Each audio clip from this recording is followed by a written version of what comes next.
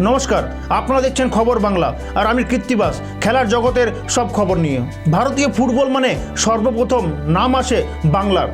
বাংলা মায়ের গর্ভ থেকে জন্ম নেওয়া বহু ফুটবলার গুরুত্বপূর্ণ অবদান রেখেছে ভারতীয় ফুটবলে। ভারতীয় ফুটবলের জনক গোষ্ঠপাল চুনী গোস্বামী জন্ম নিয়েছেন বাংলা মায়ের গর্ভ থেকে। সম্প্রতি ভারতীয় ফুটবলে গুরুত্বপূর্ণ অবদান রয়েছে রইস আহমদের। দেখে নেব রিপোর্ট। ভারতীয় ফুটবল মানে বাংলার অবদান থাকবে না তা কখনো হয়? ভারতীয় ফুটবলের জন্ম লগ্ন থেকে বাংলার অবদান কিন্তু রয়েছে। বাংলা মায়ের গর্ভ থেকে জন্ম নেওয়া চুনী গোস্বামী, গোষ্ঠপাল, বিশ্বজিৎ দাসের মতো উচ্চমানের খেলোয়াড়রা ভারতের হয়ে ফুটবল খেলে বাংলার মানকে অনেক বাড়িয়েছেন। আর বর্তমানে জাতীয় দলে ফুটবল মেকার হিসাবে কাজ করে যাচ্ছেন বাংলারই সালদোহা জেলার রেলওয়ে দলের ফুটবলার রইস আহমদ। ফুটবল খেলা এবং ফুটবল খেলানো তার আবেগ। হয়তো তার হাতে গড়া প্রায় 40 থেকে 45 জন খেলোয়াড় বিভিন্ন জায়গায় জাতীয় দলে সুযোগ পেয়েছেন।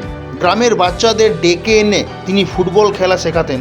বড়সড় অবদান না থাকলেও কিছুটা অবদান কিন্তু রয়ে যাচ্ছে ভারতীয় ফুটবলে রইস আহমদের।